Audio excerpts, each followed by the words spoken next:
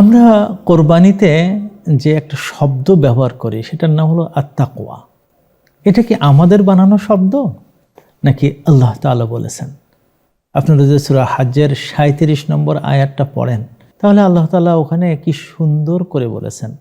সেটা হলো all about what we do for কোরবানি। আমরা যা কিছু কোরবানিতে করি না কেন সেটার আল্লাহ তাআলা একটা জিনিসই চান আমাদের কাছ থেকে, সেটা হলো আমাদের কাছ থেকে তাকওয়া চান। অদ্ভুত ব্যাপার। কোরবানিতে শুধুমাত্র গরু জবাই করা, গোশত খাওয়া, গোশত বিলি করা তা না। কোরবানি এটা একটা প্যাকেজ ইবাদত। এই ইবাদতে আপনার অর্থ দিতে হয়, এই ইবাদতে আপনার গরুকে বা পশুকে লালন পালন করার কাজও থাকে। সেখানে অনেকে লালন পালন করে নিজের পশু নিজে কোরবানি দেয়, নিজে কিনে এটা দেয়। তো সেখানে তাকওয়া মেশে কী করে? আল্লাহ তাআলা কীভাবে এখান থেকে আমাদের কাছ থেকে তাকওয়াটা চান? গোশত, পানি, মাটি এগুলো সবের সাথে প্রাণে যুক্ত থাকে।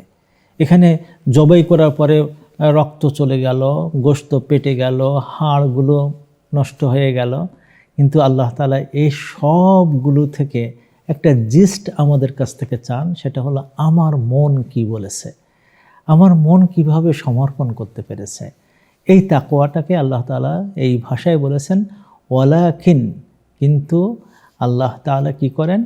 এনালুহু তাকওয়া মিনকুম, তার কাছে তাকওয়াটা তার কাছে যেই পৌঁছে এই তাকওয়াটা তার কাছে যায়।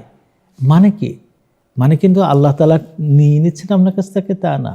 আপনাকে সমর্পণ করতে হয়, আপনাকে দিতে হয়, আপনাকে তুলে ধরতে হয়, আপনাকে পাঠিয়ে দিতে হয় এই তাকওয়ার মাধ্যমে। এখন এখানে প্রথম যদি আমরা মনে করি নেই যে আমরা কিভাবে এই তাকওয়ার প্রকাশটা আমরা ঘটাবো, এখানে মৌলিকভাবে 4টা জায়গায় আপনাকে হাত দিতে হবে, যার প্রত্যেকটা জায়গা থেকে যেন তাকওয়া বেরিয়ে আসে। প্রথম হলো যে কোরবানি করার নিয়াত করা, যে আমি কেন এই কোরবানিটা করব, আল্লাহ তাআলা আমার কাছে চেয়েছেন, এই জন্য আমি এখানে কোরবানি করব। এখানে সর্বোচ্চ উদাহরণ হলো ইব্রাহিম ইসমাইল, আল্লাহ রসুল সাল্লাল্লাহু আলাইহি ওয়াসাল্লাম, আল্লাহ রসুলের আব্বা। তার মানে আল্লাহ রসুলের আব্বাকেও কোরবানি করার একটা অবস্থায় চলে গিয়েছিল। আব্দুল মুত্তালিব একবার নিয়াত করলেন এবং মান্নত করলেন, তিনি যদি জমজম কূপটা যদি উনি খনন করতে পারেন, সেই জায়গাটা খুঁজে পান, তাহলে তার 10 সন্তানের 1 সন্তানকে তিনি ছোট সন্তানকে তিনি কোরবানি করবেন। এবং শেষ পর্যন্ত জুটে গেল, তাই আবদুল্লাহকে কোরবানি করতে হচ্ছিল প্রায়। কিন্তু আলহামদুলিল্লাহ, যেমনভাবে ইসমাইলকে আল্লাহ তাআলা বাঁচিয়েছিলেন তেমনভাবে আবদুল্লাহকে বাঁচিয়েছিলেন। এই যে মানসিকতা, আল্লাহর কাছে সমর্পণ করা সন্তানকে, আল্লাহর কাছে অর্থকে সমর্পণ করা, আল্লাহর কাছে একটা পশুকে সমর্পণ করা, এই নিয়তটা, এই ইখলাসটা আমাদের থাকতে হয়। আমাদের কিন্তু আস্তে আস্তে আমাদের জীবন থেকে এটা উঠে যাচ্ছে। আমরা কোরবানি করতেছি। আমরা জিলহজ মাস এসেছে, হজের মাস আসতেছে, তাই কোরবানি কিনতে হবে, আগের থেকে বাজার দেখি, আগের থেকে লোক দেখি, এই সমস্ত চিন্তা ভাবনা করতে হয়। কিন্তু এই নিয়তটা কিন্তু বা ইখলাসটা কিন্তু আমাদের এখান থেকে চলে যাচ্ছে।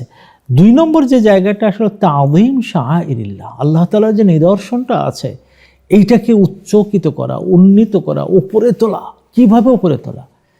এটা মানে নজরুল ইসলামের একটা কথা আছে যে এটা আমরা কোনো প্রাণী সংহার করে দেয়, রক্ত বয়ে দেয়, এটা না। এটা শক্তির উদ্বোধন হয়। এটা আমরা এই যে দুনিয়াতে আমরা আছি, আমি একজন মানুষ, এই মানুষের কাজ হলো যে আল্লাহ তাআলার কাছে আমাকে মানে তুলে ধরা, যে আমি স্যাক্রিফাইস করতে পারি, আমি আল্লাহ তোমার জন্য অনেক কিছু দিতে পারি। আল্লাহ আমার শক্তি, আমার সামর্থ্য, আমার অর্থ, আমার বিত্ত, আমার পজিশন সব কিছুকেই তোমার জন্য আমি বিলিয়ে দিতে পারি। তুমি যদি বলো আমি তোমার কথা বলতে যেয়ে, তোমার কথা শুনতে যেয়ে, তোমার কথা মানতে যেয়ে আমি সব কিছু বিলিয়ে দিতে পারি। এই মানসিকতাটা তৈরি করা, এটাই আল্লাহর কাছে যায় যে এই ব্যক্তিটা এই জন্য কোরবানিটা করতেছে। আপনি একটু মিলাই নেবেন যে আমি কি আল্লাহ তাআলার দেওয়া এই সিস্টেমটাকে আমি কি বড় করে তুলছি কিনা, নাকি আমি এখনও পর্যন্ত চিন্তা করছি। আমি একবার জিজ্ঞেস করলাম, একজনকে বললো যে আমি 13 টাকা দিয়ে কোরবানি করছি। তাই 13 টাকা দিয়ে কোথায় কোরবানি করবো? এক কোম্পানি আমাকে বলেছে তাই। 13 টাকা দিয়ে কোরবানি করা না, কোরবানিটা হলো আল্লাহ তাআলার জন্য এত মহিমান্বিত করে তোলা যে এটা ইবাদত। যেমনভাবে আমি সলাতে যাচ্ছি, যেমনভাবে ঈদের নামাজ পড়তেছি, যেমনভাবে আমি হজে যাচ্ছি, যেমনভাবে আমি যাকাত দিচ্ছি, যেমনভাবে আমি রমাদানের রোজা পালন করতেছি, শাআইরাল্লাহ, ঠিক ওই রকমভাবে এটা একটা যে আল্লাহ তাআলার দেওয়া নির্দেশ, অত্যন্ত প্রশান্ত বদনে প্রফুল্ল চিত্তে মনকে সম্বরণ করিয়ে আল্লাহ তাআলার কাছে নিজেকে একেবারে উপস্থাপন করার লক্ষ্যে এই কাজটা করতে হয়। 3 নম্বর যে জায়গায় যেতে হয় সেটা হলো মনটাকে সুন্দর রাখা। ইব্রাহিম আলাইহিস সালামকে স্বপ্ন দেখানো হলো আর উনি এটা গ্রহণ করলেন। ইসমাইল আলাইহিস সালামকে বলা হলো, তিনি সেটা মেনে নিলেন। তার মাকে জানানো হলো তাকে নিয়ে যাচ্ছে, তিনি না করলেন না। হ্যাঁ, এই যে জায়গাটা, প্রশান্ত মন থাকা, যে আমি আমার মনের একেবারে সব কিছু ছেড়ে দিয়ে আমি কাজটা করতেছি এবং এখানে হালাল উপায়ে একদম সুন্দরভাবে আমার এই টাকায় যেন অন্য কোনো কিছু না মেশে, আমি যেন এমন কাতারে না চলে যাই যে কাতার থেকে শয়তান আনন্দিত হয়। আপনি দেখেন যে ইব্রাহিম আলাইহিস সালামকে মানে ওয়াসওয়াসা দেওয়ার জন্য, ইসমাইলকে ওয়াসওয়াসা দেওয়ার জন্য, তার মাকে ওয়াসওয়াসা দেওয়ার জন্য শয়তান এমন কোনো পথ নাই যেটা সে করেনি। কিন্তু এক পর্যায়ে যেহেতু হযরত ইসমাইল আলাইহিস সালামকে, হযরত ইব্রাহিম আলাইহিস সালামকে পাথর মারতে হয়েছে, দূর হয়ে যা, দূর হয়ে যা। এটা কেন করতে হয়? কারণ মনটাকে এমনভাবে গড়ে তুলতে হয়, এমন এক জায়গায় নিয়ে আসতে হয় যে আমি কারোর কথা মানি না একমাত্র আল্লাহ তাআলা ছাড়া। আর সর্বশেষ হলো যে আমি কি আমার এই কাজ করতে যে শরীয়তের যে সীমারেখা দিয়েছে, যে কাজ করতে যেভাবে বলেছে, কোন পশু কিনতে বলেছে, কয় বছরের পশু কিনতে বলেছে, কিভাবে এটাকে কোরবানি করতে হয়, কত অংশ ভাগ করতে হয়, কাকে কাকে দিতে হয়, এই সবগুলোকে আমি আল্লাহ তাআলার হুকুম মতো করছি কিনা, কোন তারিখে করতে হয়, কোন সময় করতে হয়, কোন জায়গায় করতে হয়, এগুলোকে আমি মানতে পারছি কিনা।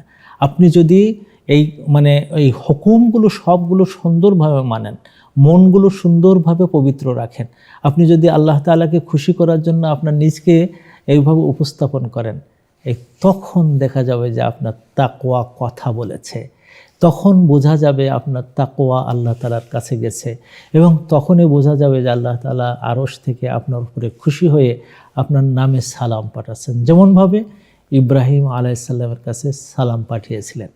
এই যে জায়গাটা আমাদের চলে আসতে হবে এবং এই যে গুণটা আমাদের অর্জন করতেই হবে। আল্লাহ তাআলা আমাদের সবাইকে ভালো রাখুন। আসসালামু আলাইকুম।